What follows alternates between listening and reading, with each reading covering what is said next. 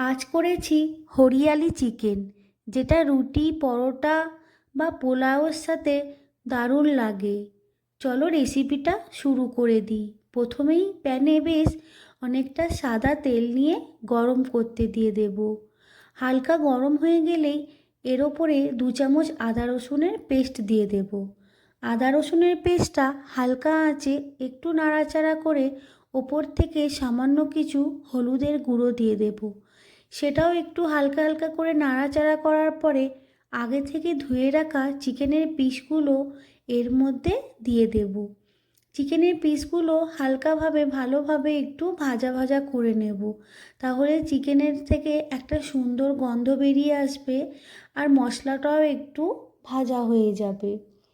চিকেনের পিসগুলো একটু ভালোভাবে ভাজা হয়ে গেলে ওপর থেকে একটু নুন ছড়িয়ে দেব।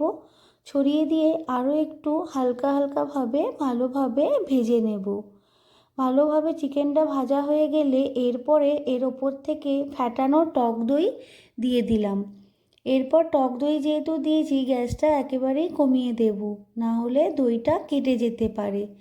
দইটা ভালোভাবে মিশিয়ে গেলে তারপরে গ্যাসের ফ্লেমটা একটু বাড়িয়ে দিয়ে যে জল বেরিয়েছে চিকেন থেকে আর দই থেকে, সেই জলটা শুকিয়ে নেব। তার জন্য একটু চাপাও দিয়ে দেব। এরপরে একটা হরিয়ালির যে মেন মশলা সেটা রেডি করে নেব। প্রথমেই বেরেস্তা বা পেঁয়াজ ভাজা, তারপরে কাজু, পুদিনা পাতা, তারপরে দিয়ে দেব কুচানো ধনে পাতা, আর পরিমাণ মতো যে যেরকম ঝাল খাবে সে সেরকম লঙ্কা দিয়ে আর সামান্য একটু জল দিয়ে এই হরিয়ালি পেস্টটা বানিয়ে নেব। দেখো আমার পেস্টটা একদম রেডি।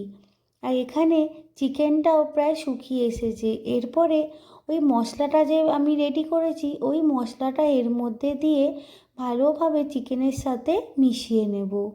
এইভাবে চিকেন রান্না করে দেখো, সবাই তোমার খুব নাম করবে। সত্যি বলতে চিকেনের টেস্টটা একেবারেই আলাদা একটা ছিল, খুব সুন্দর একটা টেস্ট। দেখো মশলাটা পুরো মিশে গেছে আর হরিয়ালি যে কালারটা সেটাও কিন্তু এসে গেছে। পুরো চিকেনটাই কিন্তু একটা গ্রিন গ্রিন ব্যাপার। আর যে যেরকম গ্রেভি খাবে সে সেরকম মতো একটু জল দিয়ে দেবে। আমি একটু এখানে 1 কাপ মতো জল দিয়ে দিয়েছি। কারোর যদি মনে হয় বেশি গ্রেভি দরকার তো সে একটু পরিমাণে বেশিও জল দিতে পারে। আমার জল দেওয়া হয়েছে 1 কাপ। আমার গ্রেভিটা প্রায় মোটামুটি রেডি হয়ে গেছে। এরপরে ওপর থেকে আমি কিছু মশলা এর মধ্যে ছড়িয়ে দেব। প্রথমেই দিয়ে দেব ভাজা জিরে মশলা গুঁড়ো, তারপর দেব গোলমরিচের গুঁড়ো, আর সবশেষে দিলাম গরম মশলা গুঁড়ো। এইভাবে ভালোভাবে সব মশলাগুলো চিকেনের সাথে ভালো করে মাখিয়ে নেব। চিকেনের ফ্লেভারটাও খুব সুন্দর বেরিয়েছে। তোমরা নিজেরা রান্না করলেও এই ফ্লেভারটা কিন্তু পাবে। তারপরে রান্নার প্রায় শেষের দিকে সবশেষে কুচানো ধনেপাতা নিয়ে ওপর থেকে ছড়িয়ে দিলাম। এই ধনেপাতাটা কিন্তু অপশনাল হিসেবে, কেননা যেহেতু ধনেপাতা বাটা দিয়ে দিয়েছি, এই ধনেপাতাটা দেওয়াও যেতে পারে, স্কিপও করা যেতে পারে। আমি একটু ধনেপাতা দিয়ে দিলাম।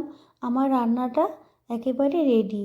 চলো তাহলে গরম গরম রুটি বা রুটির সাথে নিয়ে বসে পড়ি এই হরিয়ালি চিকেন।